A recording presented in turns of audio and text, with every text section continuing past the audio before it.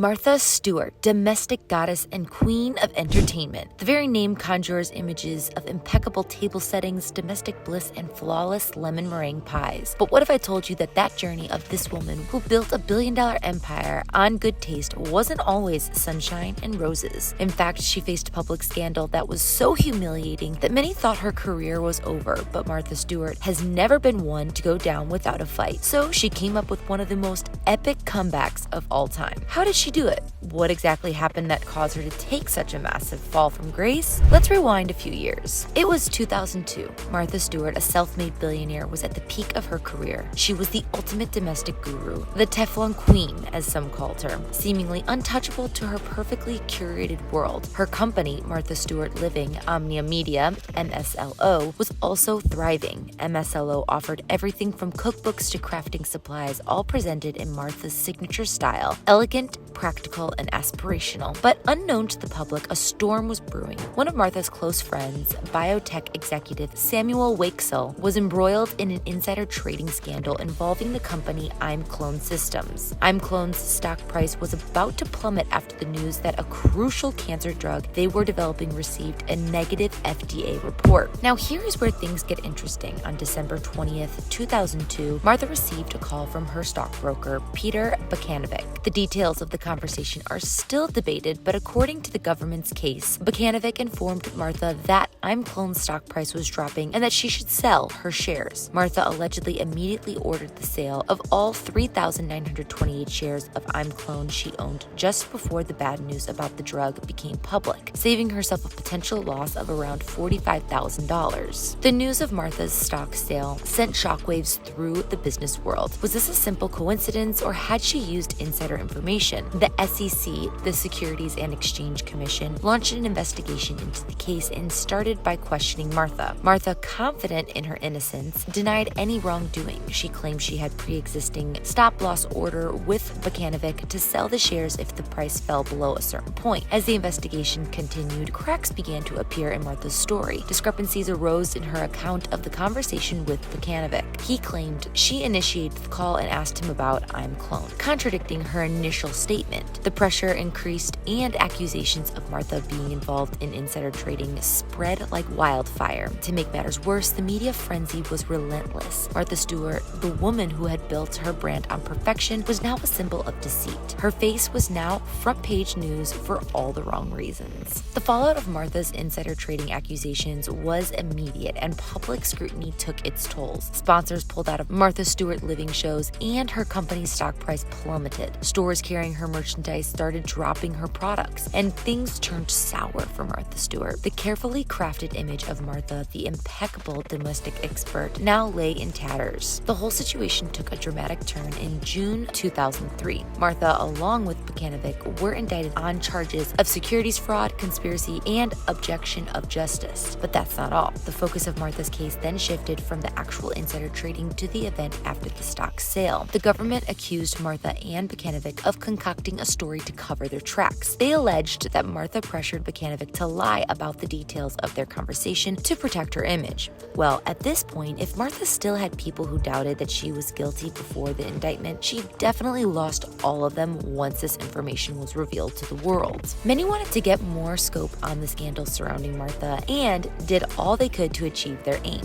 When Martha was invited to shows, the anchors always found a way to bring up the scandal. During a segment of the early show, CBS anchor Jane Clayson grilled Stewart on the air about ImClone. However, Martha, who was chopping cabbage, responded, "I want to focus on my salad." Things got messy for Martha, and all anyone could talk about that year was the scandal. At some point in 2003, she even resigned from her position on the board of directors of the New York Stock Exchange. The following year, in January, Martha Stewart's trial began. The courtroom became a battleground as Martha, once a symbol of elegance and control, faced a different kind of challenge. Her reputation was on the line. Every detail of her life, from her meticulously organized pantry to her phone conversations, was dissected and scrutinized. The prosecution argued that Martha, desperate to protect her wealth, had lied about the stock sale and conspired with Bukanovic to obstruct justice. The defense countered, portraying Martha as a victim of a misunderstanding. Days turned into weeks, and the public was glued to the proceedings on TV.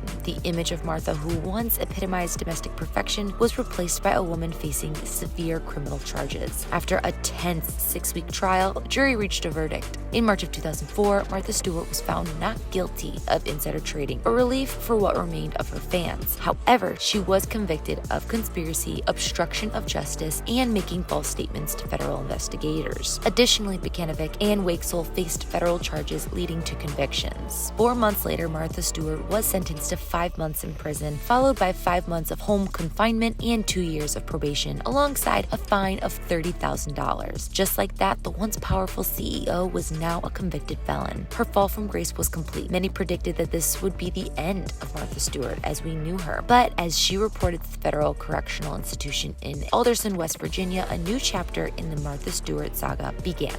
One thing about Martha Stewart is that she is a fighter. For a woman who built her empire on image and control, being stripped of her freedom was a devastating blow. But Martha, ever the pragmatist, knew she had to adapt. While at the Alderson Federal Prison Camp in West Virginia, Martha found an unlikely source of strength: routine. She embraced the day-to-day task assigned to her, excelling at floor waxing and gardening. She even organized baking classes for fellow inmates, proving that even behind bars, the Martha Stewart spirit would never be extinguished. However, outside of the prison walls, the media turmoil never ceased. Newspapers were filled with details of her downfall, and some former colleagues distanced themselves. This constant negativity could have broken her, but Martha, fueled by a desire to reclaim her life, refused to let it. During her confinement, Martha wasn't just surviving, she was strategizing. She kept journals, brainstorming ideas for her eventual return, also hoping that there was a large part of her fan base that still held her in high esteem. As her release date approached, a team of loyal advisors remained by her side. They worked tirelessly to rebuild her brand, focusing on a message of resilience and second chances. Martha understood the public's fascination with her story,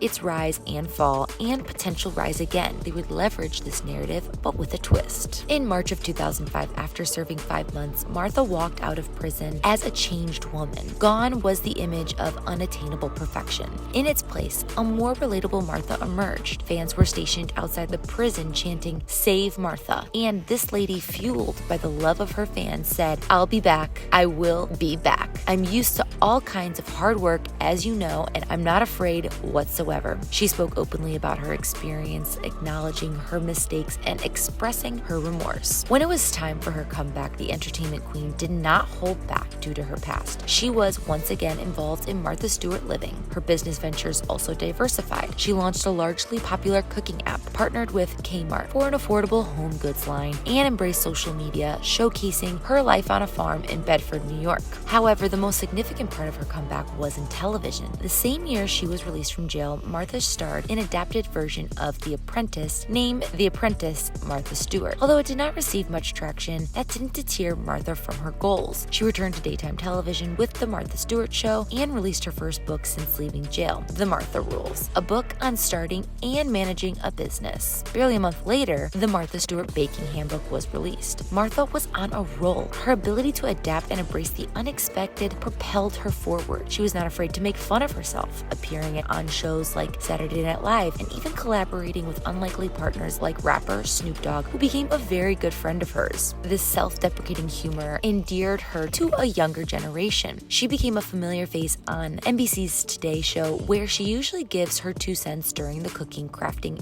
and gardening segments. What's more, her daily talk show was also nominated in 6 categories for the 33rd Daytime Emmy Awards in 2006, including Best Host and Best Show. From introducing her shows like Martha Gardens, Martha Cooks, and Martha Holidays to partnering with eBay to create an American-made version of the Martha Stewart online store, appearing on numerous TV shows including Chopped on Food Network and The Ellen DeGeneres Show, Martha Stewart continued to push forward, making one of the greatest comebacks in history. All of this skyrocketed her to even bigger fame, earning her numerous recognitions, including being inducted into the New Jersey Hall of Fame and the Licensing International Hall of Fame. Without a doubt, Martha Stewart's turnaround was indeed remarkable. Within a few years, the almost 84-year-old Martha Martha Stewart was back on top, making millions of dollars daily and doing better than ever. Her company thrived and her brand was stronger than ever. The scandal that threatened to destroy her became a catalyst for reinvention, initiating the resurrection of the entertainment boss and domestic guru. So there you have it, Martha Stewart's story, a masterclass in turning lemons into lemonade. From a fall from grace to a rise in popularity, Martha reminds us that even the biggest setbacks can be stepping stones. Who knows what the next chapter holds or the ever-evolving Martha Stewart, but one thing is for sure, she will keep surprising us, and that's the beauty of it all. Let me know what you think of Martha Stewart's fall from grace in the comment section below, and if you liked this video, make sure to click and subscribe, and we'll see you on the next one.